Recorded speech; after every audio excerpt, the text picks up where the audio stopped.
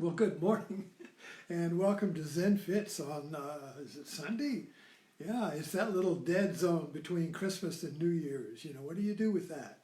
We usually clean. I'm gonna scrub the rugs for the New Year's. So there's usually some project I like to do in this dead zone before the New Year starts. And so, have you missed me? I've been to New Bern for 3 days, and so I don't think I've done a Zen Fit here for a while. And what have I been doing in Zen in New Bern, where my sister-in-law lives? I don't often read books, but when I do, it's Zorba the Greek.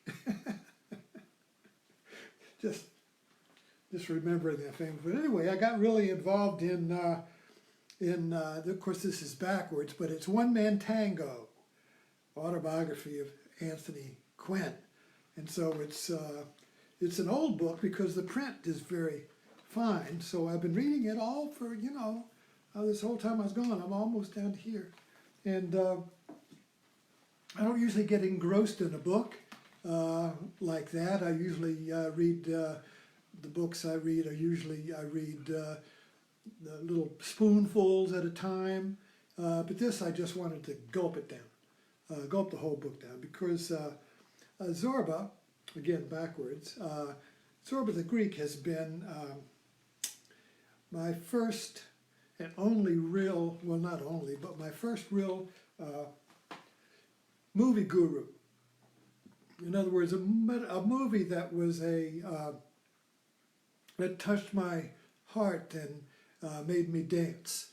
And that keeps on giving to me throughout my life, So, good Lord, I mean, Zorba the Greek came out in '63 or '64, and so I've been.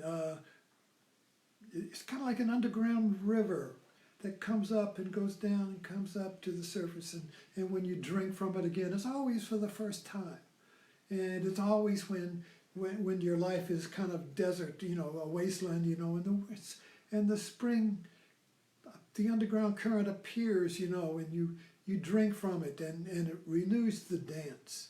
So this whole Zorba the Greek is about the dance, T.S. Eliot wrote about the dance,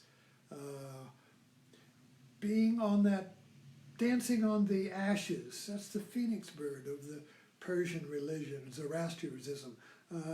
The phoenix bird that rises out of its own action, the funeral pyre that is both death and rebirth. The present moment. How do you dance in the present moment? How do you give yourself to the present moment and dance in it even though you're dying? You see, even though all comes to end, even though all your best intentions, your plans, your great, which was what Zorba the Greek was about, this great plan to restore the island, to restore the mind on this little Greek island that had given this life to the town and to the island. And this Englishman inherited the mind, and he was going to restore it. Restore America.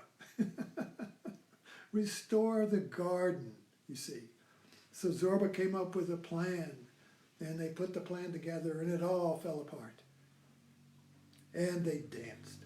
So the whole theme of the movie, of the book by Katsantzakis, this is Zorba the Greek, was that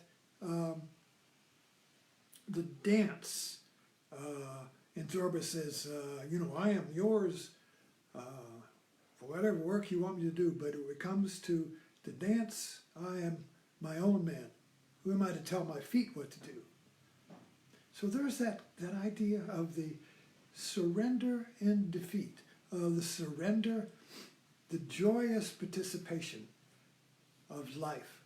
And that's the message of the cross for me. Jesus joyously participates in the suffering of life, in the cross. So life is a cross. And Zorba says, life is a problem. You roll up your sleeves. And life is a problem. Buddha says life is suffering, So this whole idea of joyfully participating in the present moment, which is dying. Life is death, but when you joyously surrender to it, it becomes life. So if you don't surrender, it's death. And it pulls you and you run from it and you avoid it and you repress and you complain and you compare and you say it could be better, or at least it's not worse. You know. But the dance, you see, is the surrender to this imperfection. Golly day, you know,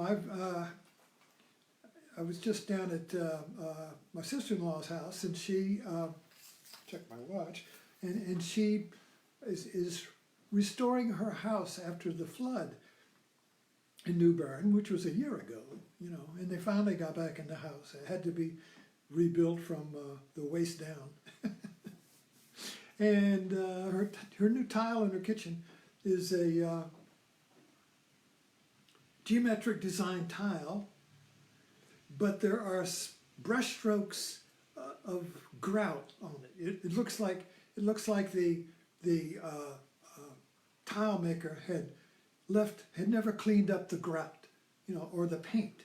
You know, it's like you paint a wall and there's brush strokes, spilled paint everywhere. You never cleaned it up, you know. So it's imperfect perfection. So I liked it because it was kind of like it was imperfect perfection. In other words, it was purposeful imperfection. It was the dance. In other words, you cannot make the world perfect.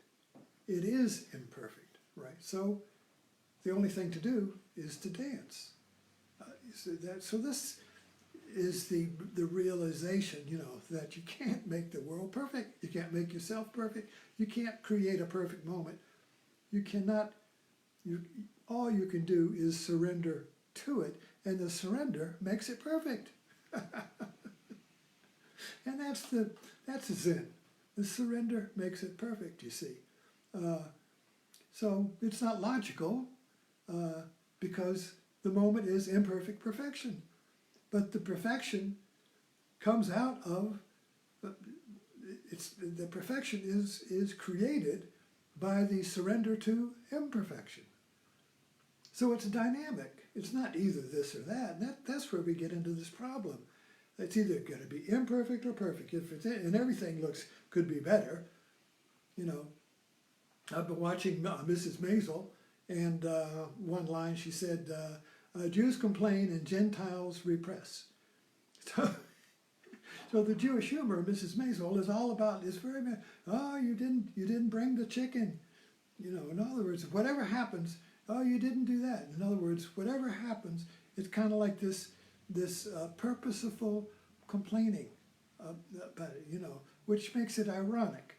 So there's kind of like the humor in the imperfection. The joke is in the imperfection. So the humor, laughter, is a dance. When I come here and talk with you, this is my Zorba dance.